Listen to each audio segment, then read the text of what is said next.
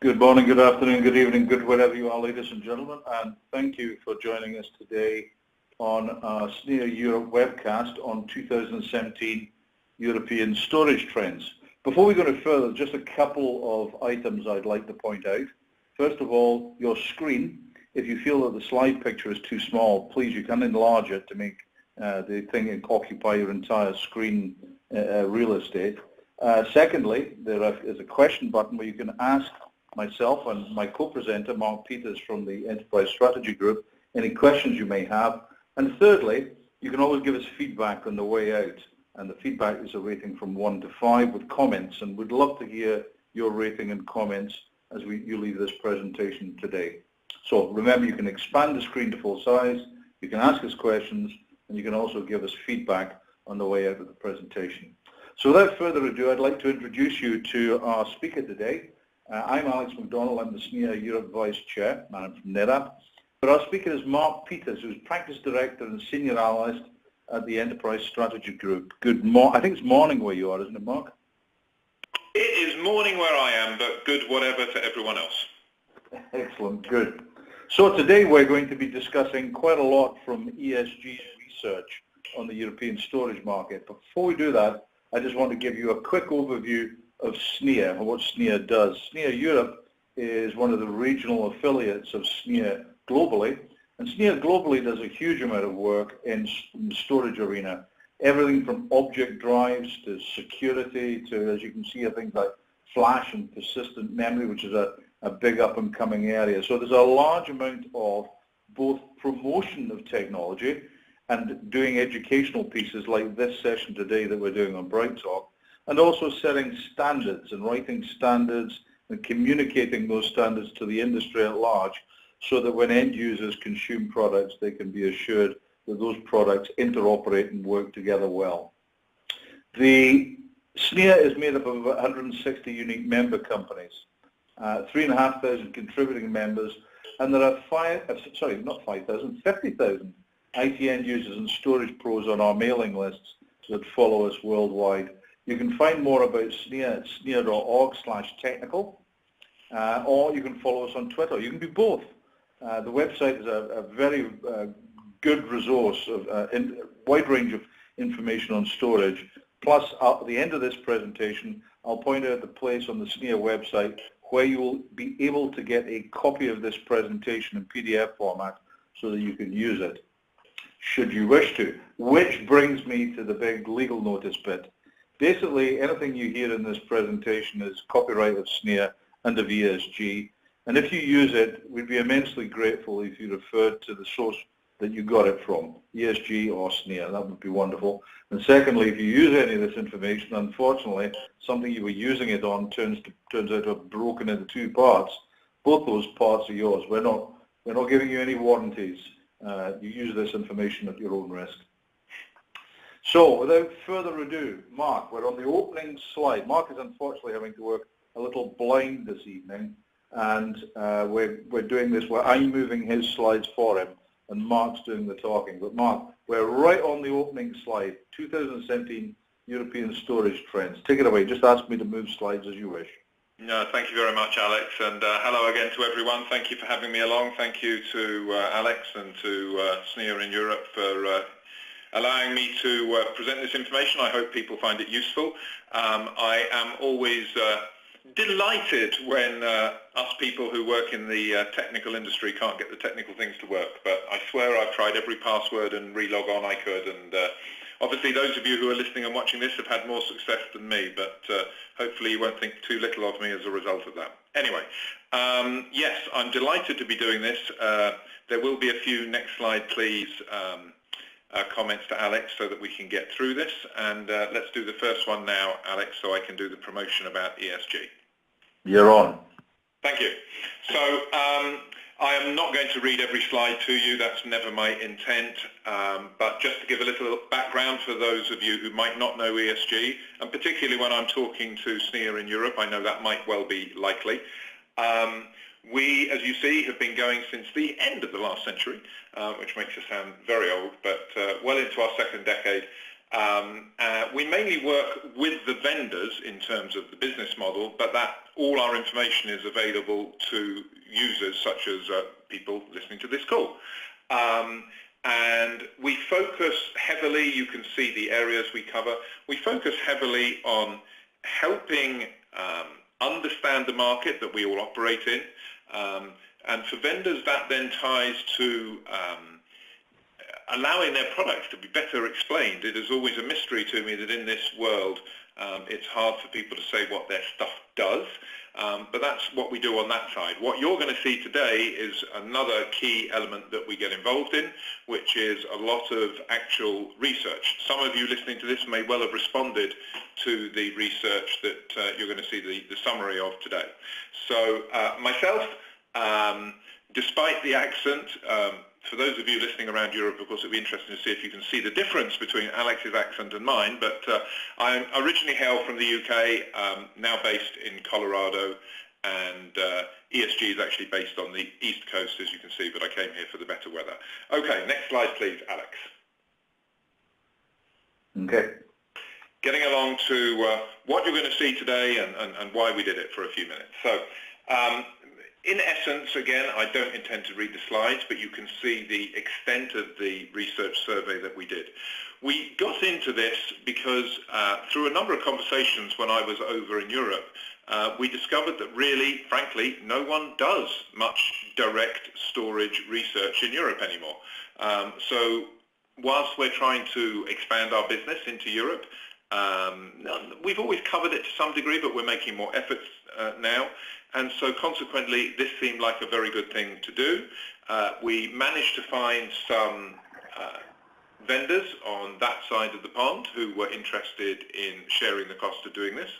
And so they had exclusivity for a time, but now we're able to share these results. So the geographies that were covered were determined by those vendors. Clearly it covers the major three economies in Europe, and the others were those that were of most interest and also gave this, I think, some good colour. Most of what we do is forward-looking. The other thing I'll refer to a couple of times as we go through this is that we ask pretty much the same questions with very, very slight differences in North America a month or so after we'd done this. And so occasionally I'll give comparatives where there are some differences, but perhaps more importantly where there are similarities, because we did another 350 respondents in North America. So that means we're the best part of 800 respondents a few months ago. And so where we have results that are really quite surprising, and there's a few of those, I think given we are so many people in so many geographies, they must be taken seriously, because clearly they're replicated around the world. Next slide, please. So as we go through this, you will hear a number of things. There are a lot of charts. I haven't attempted to make them particularly pretty. Hopefully I won't talk in too boring a manner. And the way that we decided to do this is the slides are split into 4 sections, all fairly logical, I hope. And at the end of each of those, I'll take a breather. Alex will pose any questions either that he has or that you have addressed to him through the tool. And we'll try and cover those before we go to the next section. That way you don't just get me for 45 minutes. You'll see as we go through this a number of, I hope, very interesting things, covering everything from key IT initiatives, big data and cloud, I can tell you, are tied as the main initiatives at the moment. Data protection, none of you will be surprised to know, doesn't go away. I'm very intrigued at things which we'll expand on as we go through, about things like storage efficiency and the actual use of flash and to what extent that's used. So we'll cover a whole lot of areas down to whether people are generalists or specialists. So we'll try and get through a lot fairly quickly. One thing I didn't tell you about myself, which I think hopefully is of some relevance, is I've been in and around the storage business on both sides of the Atlantic for 30 years now. And so through that whole time, you know, I started as a sales guy, moved into marketing. We were always taught how important data was. And clearly if data matters, then storage matters. I think all of us who are around the storage world would have to say that whilst that seemed true decades ago, there's been a time we've been so embroiled in virtualization and the cloud and the growth of mobile even applications and other such things that at times it feels that perhaps storage doesn't matter quite so much. I think what's very clear to me in the last few years is there is a resurgence of interest because the understanding, both from the negative side of cybersecurity issues and from the positive side of everything that we can all do remotely and online, both the negative and the positive side are combining to reaffirm the absolutely central importance of data, not just for the IT world, clearly for all of us that's important, but for the world, period. And so if data is that important, and it is, then clearly storage matters. With that, Alex, let's get to the first of many bar charts. Okay. Okay, so again, as Alex already mentioned, there is the opportunity, should you wish it, to look at these slides again later. So I'll try and just pull out 2 or 3 interesting comments on each one. Certainly not going to read through the whole list. You can go back and look at your leisure, or leisure, I should say. I have to keep remembering to talk in real English, not in American English. And so this chart is dealing, as it says, with the IT initiatives impacting short-term storage spending over the next, I guess this would be probably the next 12 months, since it's a few months since we actually carried out this survey, and it said 12 to 18 at the time. I don't want to suggest that anything on this chart is unimportant. It's a ranking of relative importance. And clearly what we can see from this is, look, it's a complex world. There's a lot that has to be done. This is one of those areas, by the way, where I think it is interesting noting the relative similarity in the results when we did this in North America. Actually there, what's number 2 on the European list of using cloud storage is number 1 on the American list, but the percentage of respondents is 35 in America, 36 Europe, so very, very similar. And the top 4 or 5 items are all identical, slightly reordered in America, but nonetheless they're the same items. So again, we're all dealing with similar things around the world. Some of what's actually low is interesting to me. When I first joined ESG 10 years ago, one of the first jobs I had was to deal with, quote, green IT. And you'll see that power and cooling or green initiatives are really, again, I don't want to just unimportant, but they're lower on this priority list than they were a few years ago. So we also broke this down by company size. If you could move forward, please, Alex. Okay. Because I think it is interesting to look sometimes at the difference between the bigger companies. As you can see, we define enterprise as 1,000 or more employees, using employee as a proxy for scale. You can do others, but this one is about as good as any. And mid-market at 100 to 999 employees. So the distinction to me, it's interesting when you look at where mid-market, where the ranking is changed or reordered. And so you can see down at the bottom, the lower half of the screen, things like data center consolidation, file transfer, business continuity. I suppose it's understandable, but those are more sort of basic things that many in the enterprise world have not solved. I don't want to suggest that, but certainly have slightly better control, or have certainly made an attempt to deal with them. So you find things like the analytics and the use of cloud, Internet of Things being more important, those newer emerging workloads and requirements to enterprise companies than to the mid-market, which of course is still, it's not struggling, it's not behind, but it has more basic things to deal with. Now, in terms of things to deal with, next slide please, Alex. Okay. Here what we're talking about is the storage challenges that you all deal with every day. And again, I mean, it's a long list, which I suppose is not going to surprise anyone there. The way we've done this on this slide, as you can see, is that the blue bars represent anything that people said is a challenge in rank order, and then we ask people to pick out their number 1, their primary storage challenge. And I kind of laugh every time I see this. I've done this job for 10 years, I've been around the business for 30. Data protection is never solved. It's never done. It's an endless task. It was number 1 in the US too. Number 2 and 3 in terms of data growth and hardware costs were reversed in the US, but we're talking very granular distinctions at that point. So the main challenges, hardware costs, data growth, data protection, despite all the cool, trendy stuff we all spend our lives talking about, those are still the things that really matter, getting the job done, in other words.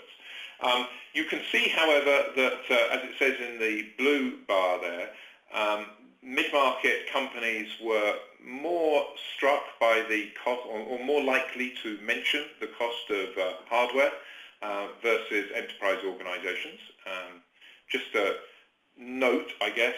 And power and cooling was more important to bigger organizations. I mentioned just now that it's not quite so important overall, but nonetheless you can see it's a distinct difference between 17% of enterprise organizations who really have an issue with power and cooling and only 9% of the mid-market. Again, probably pretty obvious why that would be the case, but it's a real smorgasbord of issues that need to be dealt with. Next slide, please, Alex. Okay. Now this one I found particularly interesting. The first thing I should point out for those of you who watched the details is you'll see that the number here is 206 because this question was only addressed to people who had said that they were actually had flat or decelerating expenditure on storage. Obviously other people were increasing their spending. But we were really interested to find out why that would be. And the takeaway from this, I guess, is first off, just because you're spending less doesn't mean to say that your capacity is down. I mean, as we all know, the cost of capacity continues to decrease year on year. So you can have growing capacity and spend less money on that capacity. And if you're smart about doing things, it also doesn't mean to say that the value of everything that you've got has decreased. Now, to me, what was most interesting is that if you look at number 2 and 3 on this chart, they're both to do with cloud. So clearly the impact of the public cloud is having an effect on storage spending. While some people are, let's be honest, are being surprised at the cost of cloud when they come to actually get their data back, or how easily it can sprawl like any other resource or tool, nonetheless, overall, cloud tends to be used because people are at least trying to get their costs down. But what to me was most interesting is look at number 1 in terms of the blue bars at least, and it's still very high up when we look at the yellow, which represent the primary factor, is people are testing, they're saying, my storage is flat, my expenditure is flat or decelerating because I'm storing data more efficiently. For all of us who've been around this market for long, this is just music to my ears because we talked about becoming more efficient. I think many people have almost resisted because no one wants to be caught short, as it were, with not having sufficient capacity or sufficient performance. But increasingly, driven by, I think, never-ending demands for both capacity and performance, we had to get more efficient. And so what this is saying is that people are able to control their costs as and when they use what they have more efficiently and effectively. So I think that's very encouraging. It may also be, by the way, there's a question that I haven't actually got the slide for, which is interesting. We asked people how likely they were to consider using a startup company, and 53% of the respondents were either extremely or somewhat likely. But I think that change is really quite dramatic. Next slide, Alex, which is the last one in this section. Okay. And really, I wanted this up because, again, it's the sort of thing that you could go back and use. The rankings at the top, the top 3 were identical in America. Again, that gives me comfort that the results here are accurate. What struck me most about these answers is 2 things. Number 1 is how many there are bunched together. When people are saying what's the most important application, it's not like you've got one at 40% and the next one's at 20. Look, you've got 31, 31, 29, 28, 28, 28. And those are really almost the same answer. It just says there is a lot to do in terms of storage. A lot of applications to deal with. That said, the second takeaway is if we look at those that are towards the top of this list, they're definitely dominated by emerging applications. And again, not to read everything on the slide at you, but you can see that where we look at things like web serving or BI and data analytics, those are weighted in favor of the bigger organizations compared to the mid-sized organizations. Mid-size have more importance on, again, doing the basics, getting things like email and so on handled. So tremendous breadth, tremendous challenge and all that. Alex, you might bring up the next slide just so we know we're on the next section, but I'll stop and take a breather, see if there's anything to answer at this point. There is. There's a question from me, because I was quite fascinated the first time I saw this. The storage costs, when people are talking about spending less because they're moving stuff to the cloud, do people actually separate out their storage costs from their general other cloud consumption? I mean, it seems to me that's a fairly arbitrary way of, you know, if your storage costs are reducing, fine, but what are you spending in the cloud? Do you actually apportion it? Do you know, I mean, let me be clear that what I'm going to give you is anecdotal comment from me, because clearly I don't have a slide on that here. And you'll see when I get to something more specific on cloud and its use later, that what we've found in the answers we've got actually has begged a lot more questions. I think the answer to your question is a definite maybe, yes, sometimes, not all the time. And I know that's not clear, but it really is, I think, what could I say that's a little more precise? I think some people, those who just use the cloud for storage, and there are some, they're not putting the whole application out there perhaps, clearly would have a better understanding. Even those people at times are still being shocked at what the costs can become, particularly when they want to move data around. But for other people, no, I'll tell you, we've had problems doing accurate research because people get the terms cloud storage, application as a service, they get those all very muddled. So I think some people, where it is more of a straightforward data storage issue, know the costs clearly.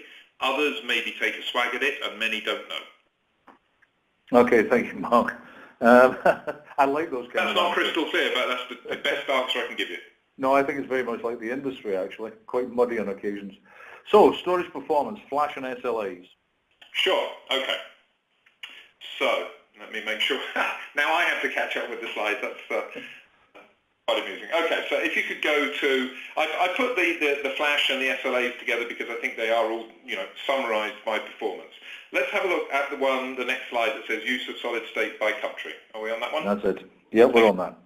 Okay, so clearly I have charts that talk about what the overall use is. I thought this was a more interesting one to put up, given that we're talking to a diverse audience. Nonetheless, the overall use of flash is 45% of users in Europe. It's not that much higher in the US, it's 49%. Now, in both countries, there's about another quarter of respondents who attest to, yeah, we're not doing it yet, but we're going to within 12 months, which would mean this year and for a few more months. Now, whether all those really come true or not. So clearly flash is a big deal. I don't want to suggest anything other than it hasn't taken the industry, I don't want to say by storm, made a dramatic change, because to be honest, if it took it by storm, every year that myself and colleagues said, oh, this is the year of flash, would have been the year of flash, and it took many years to actually happen. I think it's genuinely true now that there's an enormous amount of focus on flash. There's clearly an enormous amount of marketing around flash, but I think what's interesting is, and again, with the numbers being so similar in both North America and in Europe, is one could be forgiven, just from reading the press, to assume that everyone is a flash user. Again, I'm not suggesting for 1 second that it's not a huge percentage of what's being shipped today and doesn't have tremendous value and focus, but I think the extent to which it's actually deployed would surprise some people in terms of being lower than you might guess. I think there is always in this industry the tendency to be attracted by the bright shiny objects, whether that's cloud or whether that is, well, cybersecurity maybe is not a bright shiny object, it's a dark object right now, but you know, our minds get taken by what is talked about, and so it's easy to assume that flash is absolutely everywhere. There's still a lot of regular storage being sold. If we could go to the next one, please. Okay. And this, I think, adds another layer to the complexity that is the flash market. This talks about what are the factors driving the use of flash, in essence. Flash, what made people go there? Now, no one looking at this slide is going to be surprised to see improved performance at the top of the pile. However, what I think is surprising, and is really relevant when I look at this from a couple of other areas, is again, we've got all the factors in blue, and then in yellow we have those factors that were the most important consideration. Now, improved performance is still overall the most important consideration. I get that. But if you add up all the other ones, basically what this is saying is that the majority of people, actually by a factor of almost 2 to 1, the majority of people say that something other than performance was their primary reason to get into flash. That to me is very interesting. That's why flash actually will have a great future, because if it's just about performance, it would hit a limitation for the following reason, which is on the next slide, Alex. Okay. If flash were only being deployed for performance and not for all those other reasons that we saw, then it would not quickly, but it would hit a limitation. As you can see here, we asked people what percentage of their applications actually require that performance level that flash can provide. And again, you can do quick math here and see that what's that? 79% of people, or respondents, say that it's only 30% or less of their applications that actually require the performance of flash. In the US, again, the number is almost identical to within a percent. It's slightly differently spread between those three columns, but they look identical when you look at them. So again, 4 out of 5 people realize that the majority of their workloads do not require the performance of flash. However, flash is still growing, and I think that's why that prior chart was so interesting. It grows for other reasons, to do with reliability, to do with, if we mix it with a chart we saw a few minutes ago, being more efficient. You can fill up flash more, and if you can use your flash well, then you will free up more other capacity that you used to have to buy just to drive performance. So maybe you can add flash and put your price, get your overall cost down. It's something that has been talked about a lot over the last few years, but I think this research is saying, you know, there is some actual truth there. It's not just marketing BS. That said, flash is still going to become a significant part of the overall capacity that people deploy. If you could step forward, please, Alex. Okay. And you can see here the percentage of people's overall capacity that they expect to be comprised of solid state 2.5, 3 years from now. I'm saying 2.5 when this says 3 because of when we did the research.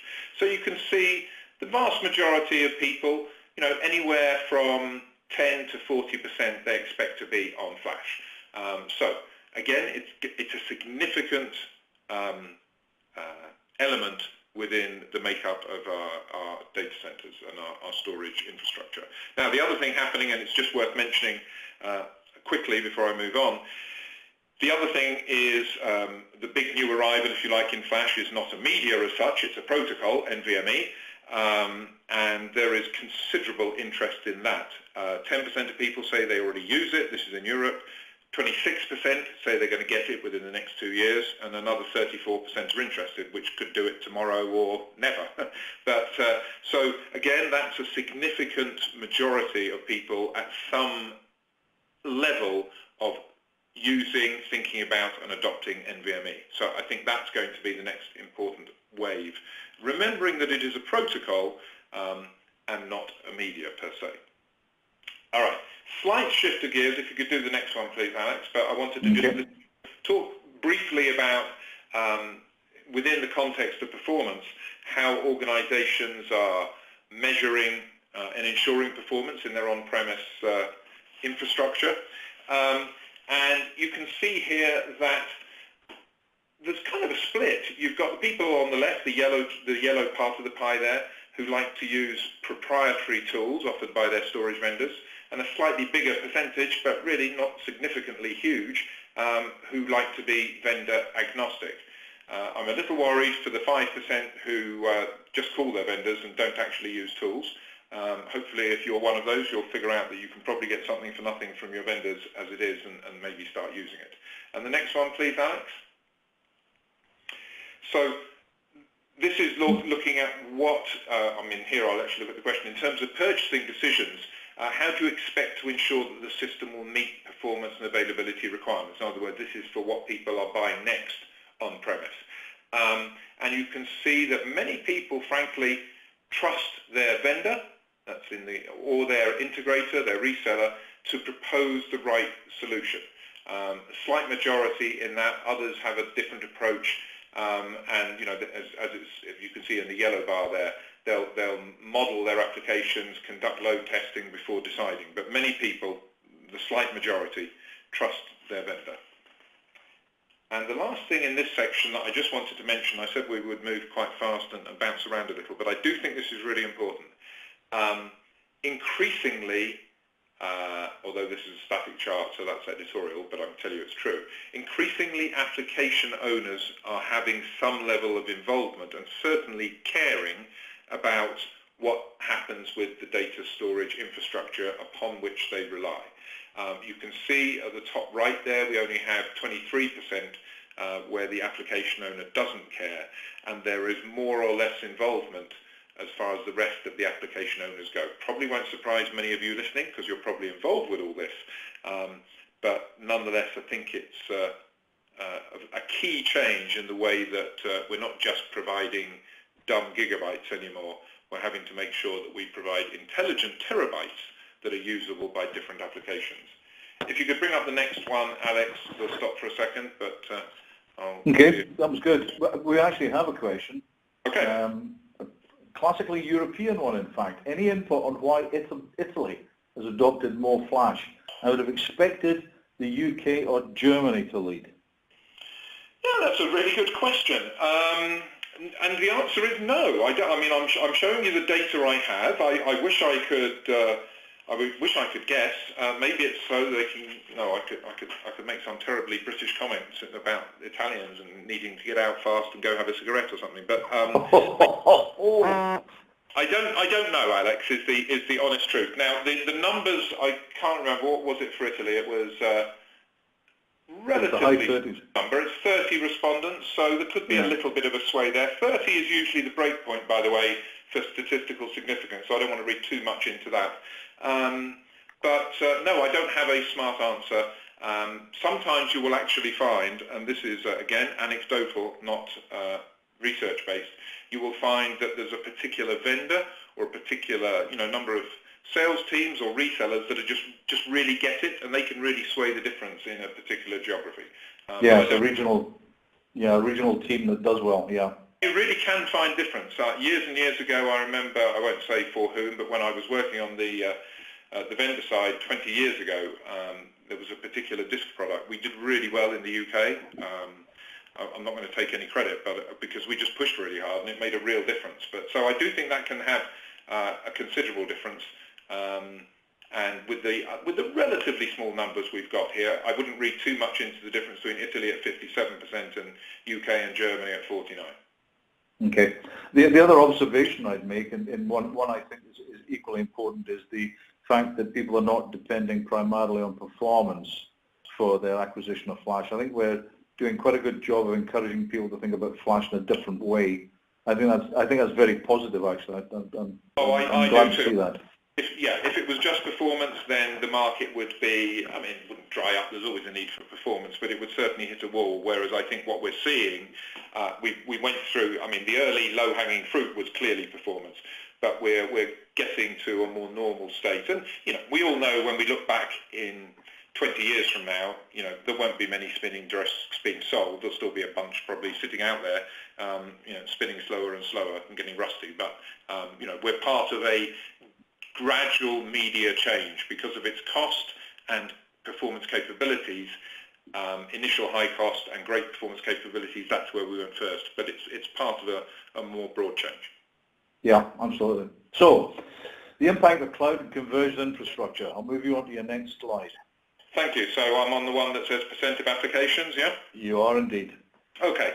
I'll go through this section fairly quickly because there's a few slides and I break it down by different looks, which again, it's way too complex to go through every line while we talk, but people can look at afterwards. Long story short here is that many applications and workloads are still leveraging on-premises storage. So again, I doubt if that will surprise many people listening to this call. Another question, and it's not, the data's not here, but 91% of respondents expect 50% or more, half or more of their apps to still be on-premise at least to some degree 5 years from now. So we're clearly entering this phase of being a hybrid world. And again, US numbers were, or the North American numbers, I should say, were very similar. But in terms of, I was going to say hybridity, that sounds wrong, but the extent of hybridness, that sounds wrong too. But I'll come up with a word for it. If you could move to the next slide, Alex. This was one of the most fascinating questions we asked, and the answer was fascinating. So this is the extent of cloud pullback. We know that the answer is probably right because we've got similar numbers in the US. When I say similar, it's not quite as dramatic. 39% have pulled something back from the cloud, 56% have not in the States. But nonetheless, clearly there is a, what's the word I'm looking for? There is an extent to which people are trying the cloud or using the cloud and then deciding something doesn't really work there. Now, before everyone asks me, this has raised more questions than there are pixels on the screen. And we're currently starting some other research to try and figure out what is happening here. Maybe some of the movement was intended, always planned. Maybe people were just spinning things up in the cloud to get them going and always planned to move it back. Maybe some SLA has not been achieved, whether that's performance, capacity, price. All of those things are likely. I don't have an answer. All we can say for sure is what's on the screen right now, which is that some people are pulling, as you can see, have pulled back to some degree as well. This also doesn't measure the extent to which they're still putting stuff out there, because we know that's true too. But nonetheless, there is a fluidity to what people are doing. Whether that's intentional or has just been forced upon them, we don't really know. The next slide, which we'll only look at briefly, breaks that same chart down by Midmarket and enterprise. No great surprise, at least to me, that there is a little more backwards movement, pullback if you like, from enterprises than mid-market.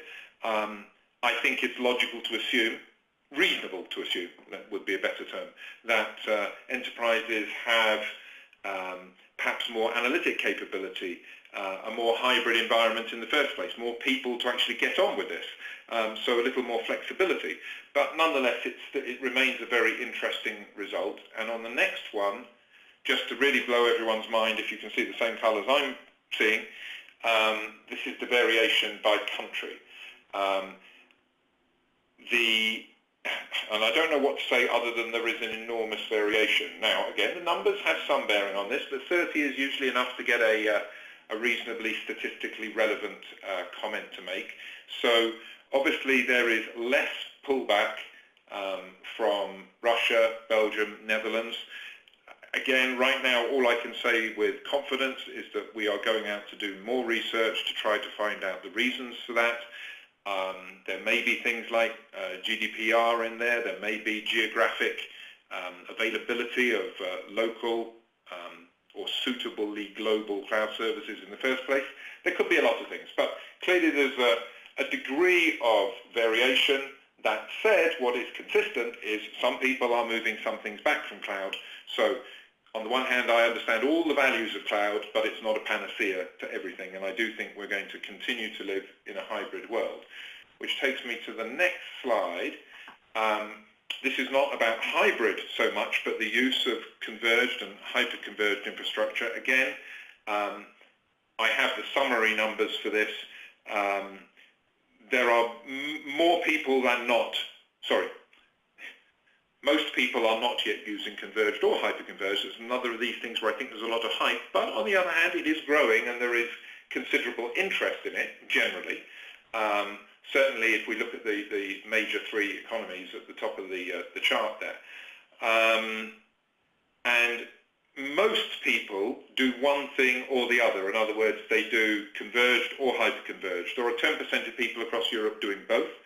But again, the point here is that converged and hyperconverged, whilst very important, is not an endemic, nor is it likely to be a panacea. It's like everything else in this market, which is why I showed all those charts up front about the complexity and different workloads and the demands and the challenges. So there are just an increasing number of tools that can be brought to bear and will be applied, hopefully, intelligently as we go into this hybrid world. What I do think, as in passing, two of the most important words, I think, in this business for the coming decade at least, are going to be orchestration and arbitrage. Orchestrating a hybrid world and arbitrage to decide, to figure out in some way or other what is the best tool, the best placement for any given workload. Just to net it out on the next slide before we change sections, Alex, this looks at the percentage of on-premise storage capacity that is already comprised, in other words, that is represented by converged or hyper-converged infrastructure. And you can see overall we have a 10 to 30% representing, nearly 3/4, certainly over 2/3 of the respondents. Again, there's a slight distinction when we look at what things are used for. Quite a large percentage of people, 36%, are only using CI or HCI for net new applications. And obviously in those cases that doesn't have any impact on the existing storage. There are 44% who are using it for existing applications where clearly it would have the impact, which is what's represented on the screen here. Again, let's bring up the next one, Alex, because it's a nice break point to see if we have any questions. So I've got a question for you, and maybe an observation. Is it the case that enterprises had better hybrid infrastructures to start with and hence found it easier to pull back? Is that perhaps why we're seeing differences between the enterprise and non-enterprise? To do with where they started from? I mean, that's an interesting question, because I don't think it's that as much as the speed, Alex, or the ability to get into and try it, because if what I'm about to say is not entirely true, but I think it's rough. No one started hybrid, if you see what I mean. Now, we could have a fascinating philosophical discussion about bureaus 30 years ago, but in principle. So I think it's more that they got into it sooner because they have the resources to try things and are encouraged so to do. And that also means they will uncover both the good and the bad quicker than other people. Mm-hmm. Okay. So I think it's speed, not scale, created by their ability to do so. Right. Okay. So So there is significance in the figures, but it's not based on where people have historically been. It's to do with where they currently are. Yeah, and I think those of us who've worked in both big and small organisations, we know that at the smaller the organisation, the more concentration there is on just getting the job done and improving the organisation or company. The bigger the organisation, I don't mean it's lax, but there tends to be a little more freedom in resources to go try things. Yeah. Okay. So next generation, I always like a good fantasy piece at the back end of a presentation. What have you got for us? Yeah, this is, hey, maybe this is tied to the release of the new Star Wars movie, but anyway, that will take this webinar, won't it? What have we got? So if you could move to software-defined. Now, whether this should be included in next generation, because clearly it's current generation as well, but there's a reason for doing this, is because how much more adoption we have to go, I think, is really important. You'll see that in the top right segment here, we have, 18% of people saying they're both committed to it and they've begun to do something about it. It's that big yellow and to some degree the green chunk, but the interesting word in the yellow segment of the pie there is our organization is committed to SDS, which is the same term as above. It's just they haven't necessarily done anything. You put those two together. That's why I've got this as a next generation, because we're still getting there. People are dipping their toes in. I think there are lots of different ways to do this. Whether you go via, an operating system like Windows Spaces or vSAN or proprietary, Scale-IT, Scale.io, Datacore, those sorts of people. Sometimes it can be built into the HCI like Nutanix, SimpliVity and so on, or you can go the open source route. But so I think there's still a lot to shake out here, but you've got 58% of people saying they're committed to SDS, with another 21% saying, we're conceptually interested. That's a big chunk of people, and so I do think over the coming years and decades, this will not happen instantly, but the phrase I like to use is that storage will become more of an application than an occupation. Clearly, managing what it produces for an application, for the business, is more important than just running the hardware. And that's why, again, that arbitrage and that orchestration that I mentioned just now becomes so important. One of the most dramatic responses we've got, if you could move forward a slide, please, Alex. Okay. One of the most dramatic responses we've got is on the screen in front of you now about object storage. The reason it's so dramatic is the numbers of people claiming to actually be doing or using object storage. You can see here we've got 4% saying they're using it extensively, 5% saying yes, but on a limited basis. And there's a lot of interest, so please don't get me wrong. Object is huge in terms of interest and drive, but it's a much lower number than attested to it a few years ago. That's really intriguing. And by the way, when everything else that I've shown you seems so logically true, and you get this, which was so surprising, you want to second guess yourself and say, maybe we didn't ask the question very clearly. But I can't imagine asking it clearer than is on the screen, because, by the way, if it's in bold, that's the question. And also, again, this is one of those issues where we looked at the North American results and got very similar results. The 4 and the 5% that I mentioned in America are replaced by 3 and 3. So again, it seems to be one of those things that has a lot of talk, a lot of interest, but not yet as much action as we might have imagined. That said, final comment on this, we did ask separately people who are users of NAS systems, and 56% of those, so more than half of people who use NAS, expect object storage to either significantly reduce or totally eliminate their NAS footprint over the next few years. So dramatic changes for some of the market, but at the moment it's an expectation rather than something that has actually happened. Next slide, please. Okay. We talked a little bit about SDS and some of the future. I've mentioned orchestration and arbitrage. And this slide, I think, goes to this to some degree. Now, again, before the person from Italy asked the same question, presuming they were from Italy, not quite sure why Italy is at the top of this, though it's very interesting in some ways that they the top of this one and the Flash.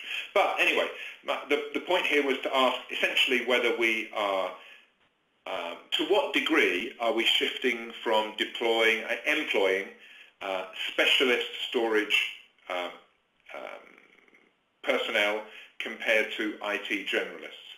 And you can see here that even though there's a fair degree of difference between the countries, the extent to which generalists are becoming part of the picture is clearly significant. Even if you just do that in round numbers, it's probably, if you just did a rough and ready look at this, it's probably 50-50. So we are gradually moving away from a world where storage is always a specialist occupation.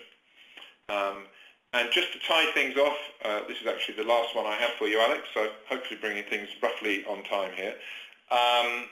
We asked people, you say you like to have a big dramatic section at the end. Well, this is the big dramatic question that, it's just a fun one to ask. Now, the question itself is actually very important here. We ask people what's most likely to impact their on-premises storage infrastructure 5 years out. Now, 5 years is a fair way, but notice in the question, the last part of the question, we're asking this to people who know storage, and it says what's going to impact the on-premises stuff and ultimately your job. So there's no hiding from this. For those people that want to embrace being more tied to the application owners, being more responsive and valuable to the business, I think the future is extremely rosy. If you are just going to, frankly, manage capacity, then the future's probably not quite so rosy, because the three key potential technologies here, clearly, if you add that up, that's a lot. 9 out of 10, 8 or 9 out of 10, saying that software-defined storage or cloud computing or convergence is going to really impact the way we currently do storage. There is only 6% of people who think things stay kind of as they are today, and 5% with no opinion. So again, 9 out of 10 think there's tremendous change. And let's forget, these three things are not mutually exclusive, but they're all, when you put them together, ways that have less requirement to be managing, if you like, the boring side of storage, because it can be on-premise, and more opportunity to be managing the interesting side of storage, which is its value to data, which ties right back to what I was saying at the beginning of, data matters, because it is, at the end of the day, the DNA of business. So with that, if you could step forward one, I think that says thank you. It does indeed. And thank you. I won't take any more questions if there are, Alex, but... there are. Yeah, well, that's okay. I should just mention, because otherwise I forget, there's all the contact details there. Knock yourself out or give me a shout. If any of the people on this call have subscriptions, then they can get access to anything as well. But as you say, you'll be posting this deck for people to use. Right, I've stopped talking. Thank you. So, no, you're not going to stop talking, because I've got a couple of questions for you. The first question, and in fact, somebody's just asked exactly the same question I was about to ask, so that's excellent. I'll add to their question. Is perhaps the low object storage uptake due to its complexity? Now, that's an interesting observation, because one of its touted benefits is its simplicity. But I come across much the same thing. It doesn't look like anything we know. It's more difficult to deal with. It's harder to find applications that understand it. Is that something I think that's affected that? Okay, again, disclosure first. I'm now commenting because clearly I don't have the answer to this. This is another one that, a bit like the cloud pullback, that we need to go and do some more work on. But yes, I think you're absolutely right. I don't know if that was your answer to the question or implicit in both questions, but I think it sounds so attractive in principle, but it requires more change, and maybe this is what you mean by complexity, to actually implement successfully. And it's one of those things that can be a drag. Flash was another one, for example. There were, and there still are, applications that can't take advantage of Flash. They were built for disks. And, so you can throw all the Flash you like at it, but it won't make anything go faster. I think you can deploy all the supposed object storage you like, and if you haven't got applications that can use that, then you're really going to struggle and think it's complex. So I think the complexity comes from implementation rather than the actual technology itself. But I think there's a lot to what you and the other questioner said. Mm-hmm. Good. And in fact, I think Chris Miller in the Register a couple of days ago had an article on object storage where I think he declared the war lost. I think that's a bit presumptuous of him, but he also wasn't seeing the huge uptake in object storage. I think that he thought he'd been promised way back in 2012. Yeah, I wouldn't. The only, and I haven't read his article, but I think it's too, as you say, too early to declare it a loss or a dead thing, because there's a lot of interest from a lot of vendors, and sometimes the vendor and the chatterati, which I include myself in, are ahead of the game. And we work with Flash, again, to use another very good example. It takes time for us to absorb things, even when we know they're good. And I think a lot of people know that object makes a great deal of sense, but to your point, it's just not quite as easy to implement as the brochures or the obvious attraction of it would say. Yes. Thank you very much, Mark. It's been thoroughly enjoyable. This is the second time you've done this for me, and I'm immensely grateful. It's really interesting research, and I look forward perhaps to doing this on a periodic basis. I'll contact you separately about this. Perhaps we can do this again, or do this with separate or different information that you may have in terms of the questions you asked. But in the meanwhile, thank you very much indeed, Mark. Thank you to our audience. If you would kindly rate us on the way out, that would be excellent. Rate the webcast, let us know what you think. The webcast and a PDF of the slides are going to be posted up, and as you can see that it's fairly simple. It's SNIA.org/Europe, and you should be able to find your way around. And you'll be able to get this webcast on an on-demand format very shortly, and we'll be promoting it. We'll do a Q&A from this webcast. There were some questions I didn't get to, partly because this platform, believe it or not, has a delay on the audience hearing of what we say by 1 minute. I don't know why, but it does. So it makes questions a little less than real time. And we did have a couple that came in and couldn't answer in the right section, but we'll do that in the blog itself on the Q&A. And you can always follow us on Twitter at SNIA_Europe. Mark, thanks very much for today. Audience, thank you for joining us, and rate us on the way out, and I thoroughly enjoyed this. Thanks very much. Bye now.